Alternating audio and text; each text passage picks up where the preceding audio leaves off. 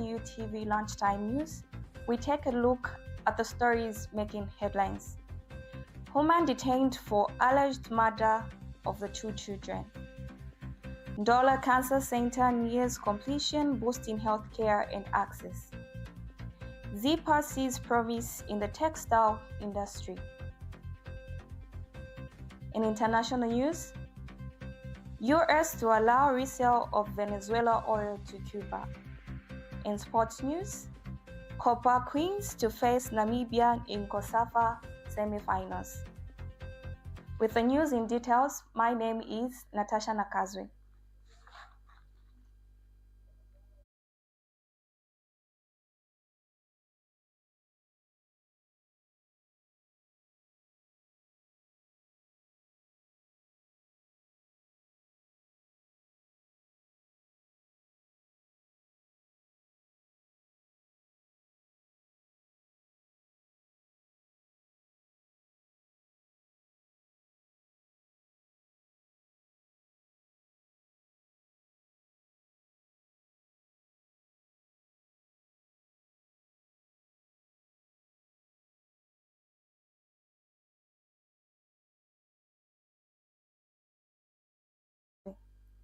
The Zambia Police Service has detained a 26-year-old woman of the Minhood Kwamwena Phase 4 in Lusaka for the alleged murder of the 2 children aged 6 and 2.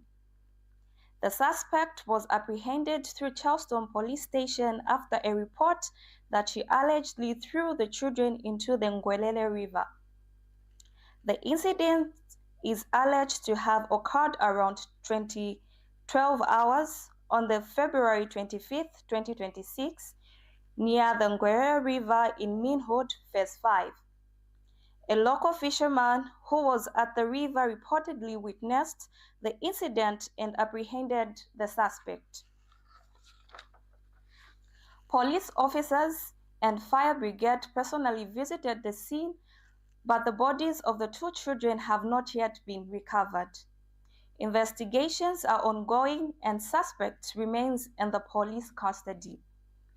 The Ndola Cancer Hospital is nearly completion, with work now at 85%.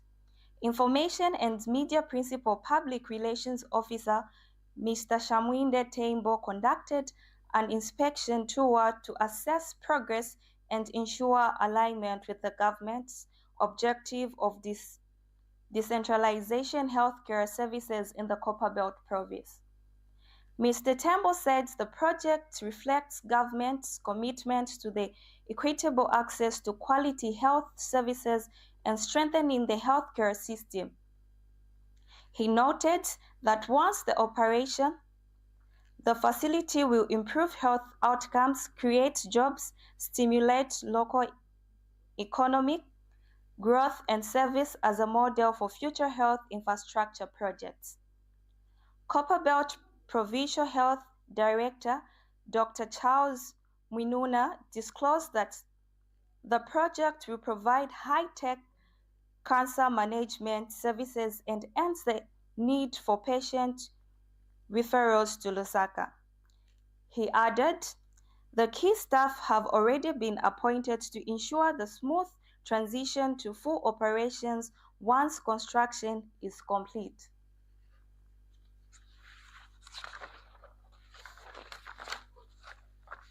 The Zambia Institute for Police Analysis and Research says Zambia's textile industry has the potential to drive economic transformation and diversification.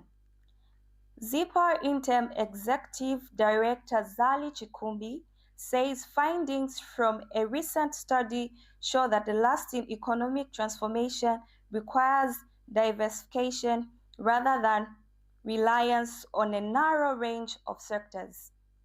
He was speaking during the launch of the textile study report in Lusaka, where he highlighted opportunities for growth in regional markets, sustainability initiatives, and renewable energy.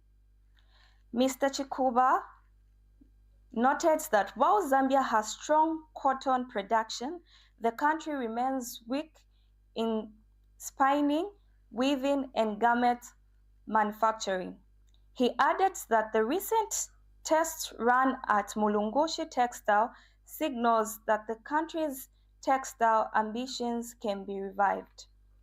Meanwhile, the Ministry of Commerce, Trade and Industry's Senior Industrial Development Officer, Sydney Chongo, said Zambia's strategic location and membership in regional economic communities position it as an alternative destination for trade and investment, with capacity to build a range of goods including garments and products. We now take a break. Coming up in international and sports news. We kickstart your day with our headline pick with the top stories making news. Then we go deeper in our story pick where we break down issues that matter the most to you. From the Health Desk, we share simple tips to keep you healthy and informed. Or plus a fitness minute to get your body moving before the day begins. And trending now, what's hot on social media? Hello Zambia, my name is Amina Mutambo. And I am Moluwa Eric J. Mwanamujende, and we bring to your screens the ICU TV Breakfast Show.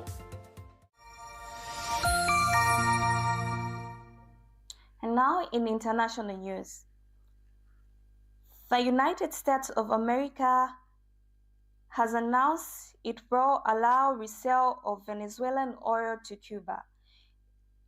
In a move aimed at easing the islands, the severe fuel shortage, the decision issued by the U.S. Department of the Treasury authorized companies to apply for license to resell Venezuelan oil for commercial and humanitarian use.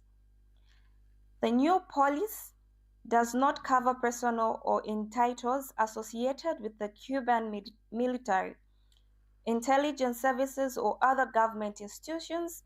Venezuela had been Cuba's main supply of crude oil for more than 25 years, but suppliers stopped following U.S. sanctions on Caracas.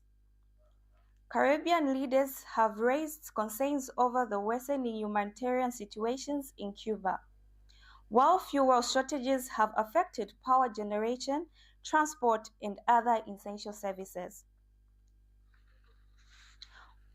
We take a short break. Stay tuned for sports news. Welcome.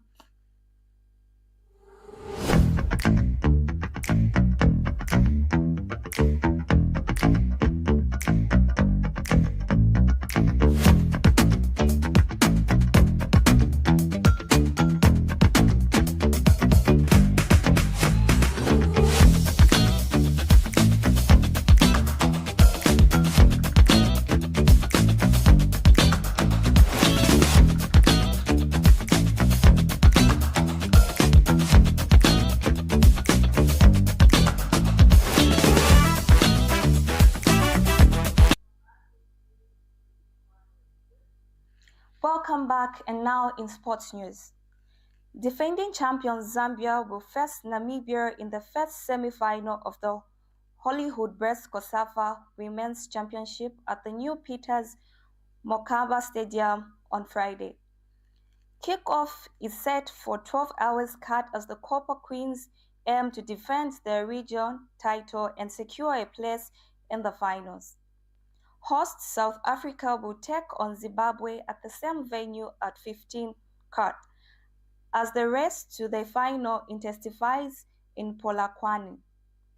Namibia reached the last four after Mozambique defeated Madagascar 2-0, ending Madagascar's hopes of progressing despite needing only a draw to advance.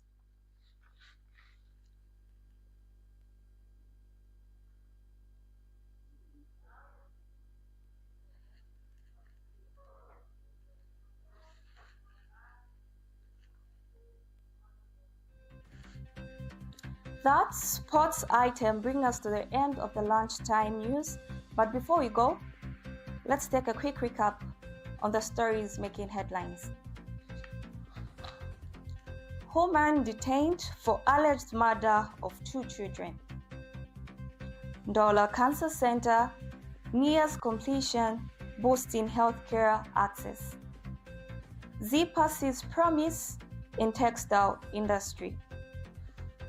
In international news, US to allow resale of Venezuelan oil to Cuba.